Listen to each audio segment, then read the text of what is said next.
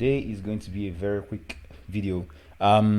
So as you all know, I'm a day trader and I like to swing sometimes, and sometimes I also like to day trade.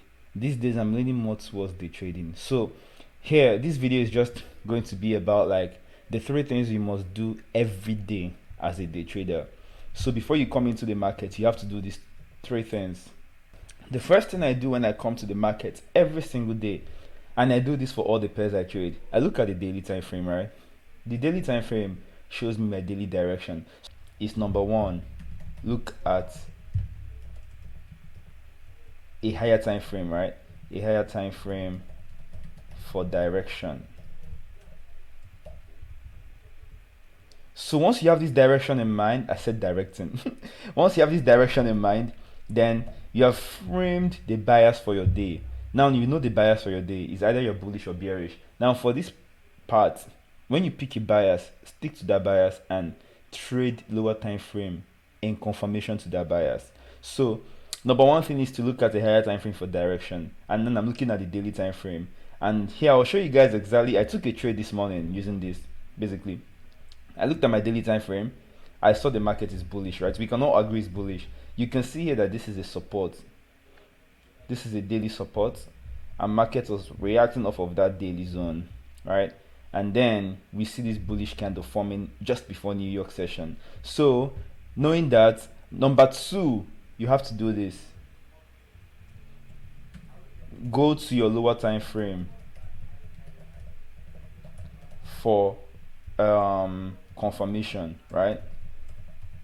So now I know that I'm bullish in this market. So the second thing I have to do now is to go to my, for me I use my 1 hour. I use daily for direction, the 1 hour time frame for confirmation. So I go to my 1 hour time frame, then so on my H1 time frame, now this was the entry I took, right?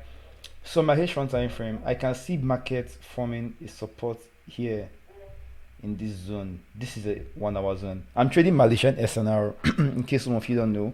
So this is a support zone for me. This is they call it RBS, resistance becomes support. So I'm not going to go into details. In fact, I'm actually not going to go into details. Then you try this thing down here. We have this, right? My H1 zone. So market formed a doji, and then during the time it was printing this H1 candle, now I go to my entry time frame. Just because market is reacting off a support zone and I'm bullish on my daily time frame, and then I'll take my entry on M5, right? So I'll look for entries on M5 time frame. Literally, that's what I do every single day. Now on my M5 time frame, at this instant, I think the market was around here.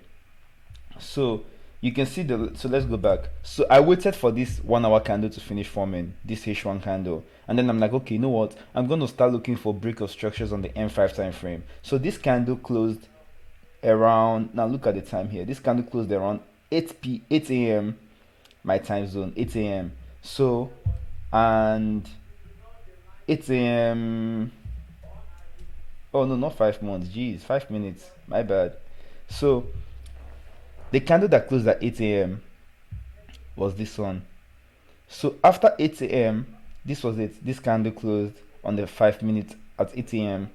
Then I saw this resistance form. The moment I saw this resistance form at the opening of the new H1 candle, right?